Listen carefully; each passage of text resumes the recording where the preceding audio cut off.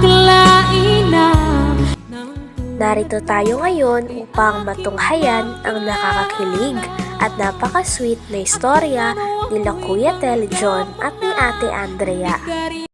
Oh, my angel, angel, baby, angel. Mr. Nagko-content noon si Kuya Tel John ng mga harana siya sa mga stranger nang nakita niya ang napakagandang dalaga na si Ma'am Andrea. Nilapitan niya ito at tinry niyang kausapin si Ma'am Andrea at napaka-approachable naman ang dalaga. Kaya naman nag-usap sila at nagpakilala na rin si Kuya Tel John at nagpakilala rin si Ate Andrea. Cupido, ako na may tulungan mo. Ikaw nga ba si Mr. Right? Ikaw nga ba love of my life? Bakit di na lang tutuhanin ang lahat?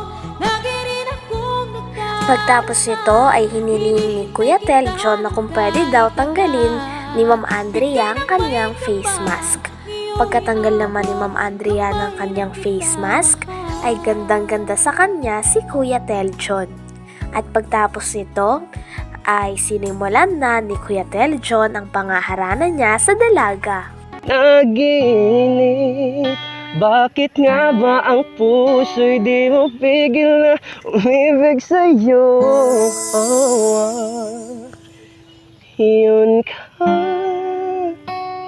Yun ka na hanap ko sa tuwing na yun ka sa'kin ang papaligaya kapag nag-iisa.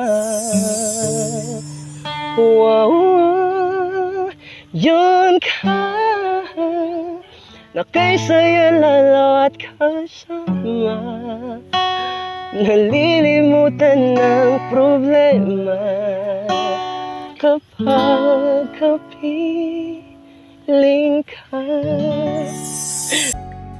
Pagtapos ng pagkantang ito ni Kuya Tel John, ay sobrang kinilig si Ate Andrea.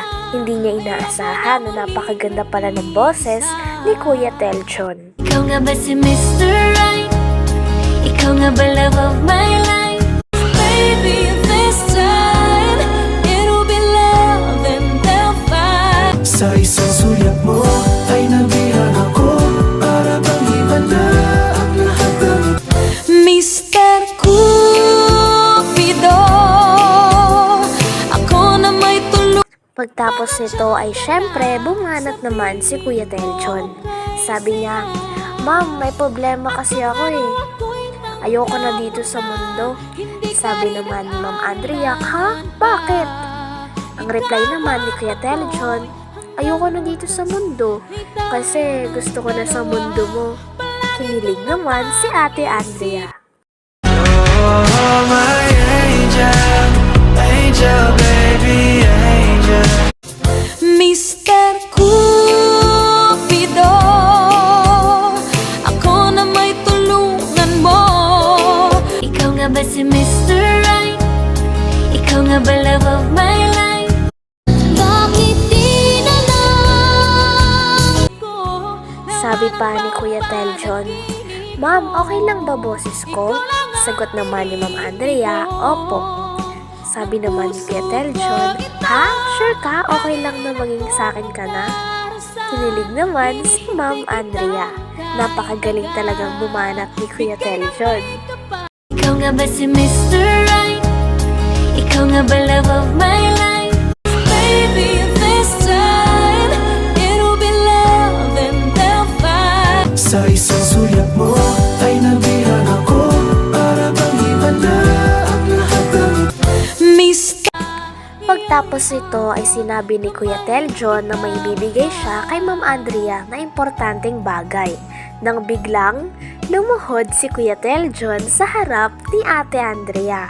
Grabe ang reaksyon ni Ate Andrea sapagkat tuwang-tuwa ito at natatawa dahil bigla na lang luluhod si Kuya Tel John kahit unang kakilala pa lang nila sa isa't isa. Pagtapos nito ay binigay ni Kuya Tel John ang isang ring para kay Ate Andrea. Tinanggap naman ito ni Ma'am Andrea Kaya naman, tuwang-tuwa si Kuya Teljon.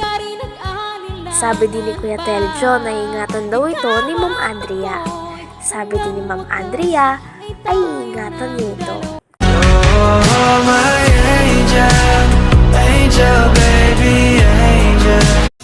Mr. Cupido, ako na may tulungan mo. Ikaw nga ba si Mr. Right? Ikaw nga ba love of my life? Pagtapos ito ay umalis na si Kuya Teljon at tila sobrang kilig na kilig si Ma'am Andrea. Hindi niya inaasahan na ang bagong kakilala niya lang ay magbibigay ng singsing habang nakaluhod sa kanya. At pagtapos nito, ang video na iyon ay madaming views at marami ding mga fans ni Kuya Teljon ang nag-request na gumawa daw sila ng part 2 sapagkat sobrang nakakakilig. Ikaw nga ba si Mr. Right? Ikaw nga ba love of my life? Baby, this time it'll be love and they'll fight. Sa isang sulyap mo ay nabihan ako. Para bang iba na ang lahat ng Mr. Cool. Hindi nagtagal ay nagkita na rin muli si Kuya Teljon at si Ma'am Andrea. Sabi naman ni Kuya Teljon, "Ma'am, nakita mo po ba yung video natin?" Sabi naman ni Ma'am Andrea, "Opo." Ang reply ni Kuya Teljon, anong reaction mo ma'am nung nakita mo yung video natin?" Sabi naman ni Ate Andrea, syempre natuwa. Kinilig naman si Kuya Teljon. Ikaw nga ba si Mr. Right? Ikaw nga ba love of my life? Baby, this time it'll be love and they'll fight. Sa isang sulyap mo ay nabihan ako. Para bang iba na ang lahat ng Mr. Cupido. Pagtapos ito ay kinantahan ng muli ni Kuya Teljon si Ma'am Andrea. Aking kamay, handang ibigay ang lahat ng naisin mo para sa ating paglalakbay. Ang iyong kamay sa akin ibigay, hindi ka bibitawan. San man magpunta, biyahe nating dalawa. Pagtapos nito ay nalaman naman ni Kuya Teljon na kumakanta din pala si Ma'am Andrea. Kaya naman pinakitaan ni Ma'am Andrea si Kuya Teljon at kumanta din ito.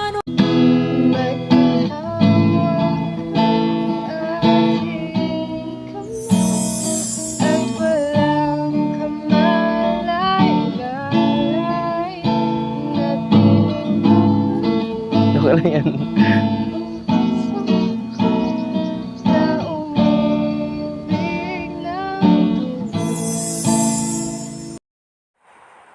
Pagtapos ng kantang ito ni Ma'am Andrea, sabi ni Kuya Teljon, "Diba nag-aaral ka pa?"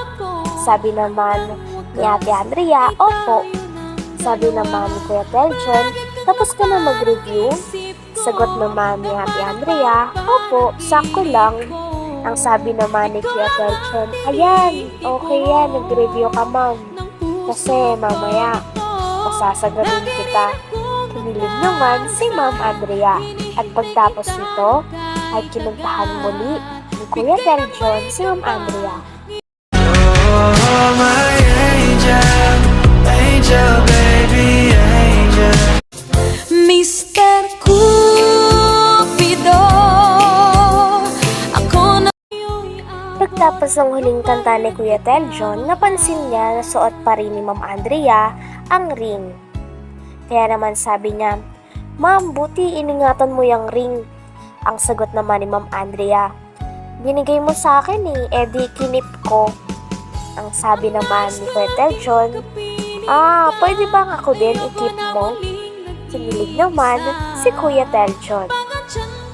At hanggang dito na lamang ang ating nakakapanabik at napaka-sweet na istorya nila Kuya Teljon at ni Ma'am Andrea.